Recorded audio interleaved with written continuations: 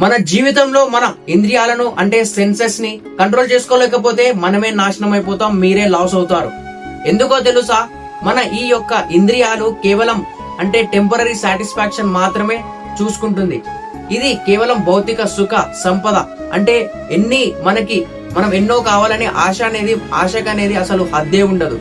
ఇవి ఏది కావాలంటే మనం దానిపై కష్టపడి ఎన్నో కర్మలు చేస్తూ ఉంటూ దానిపైనే ఫోకస్ చేస్తుంటాం. కానీ అసలు నిజమైన జీవితం ఇదేనా? కేవలం మనం ఎన్నో పెద్ద పెద్ద బిల్డింగ్లు కొంటాం, బైకులు, కార్లు. వాడు ఈ యొక్క సుఖాలపైనే వాడు మొత్తం దృష్టి అంటే శక్తి మొత్తం ఉపయోగిస్తే అసలు జీవితం ఇదేనా? అసలు జీవితం ఇది కాదు కదా. నిజమైన జ్ఞాని కేవలం ఈ భౌతిక సంపదల గురించి కాకుండానే అతను లోపల ఆలోచనలు అసలు ఏమి మొదలవుతున్నాయి దాన్ని ఆలోచిస్తూ నిజమైన ఆత్మ గురించి, ఆత్మ శాంతి, ధర్మం అతను నిజమైన సత్యంతోని ఉంటే అతను జీవితంలో ఎదుగుతాడు. హరే కృష్ణ.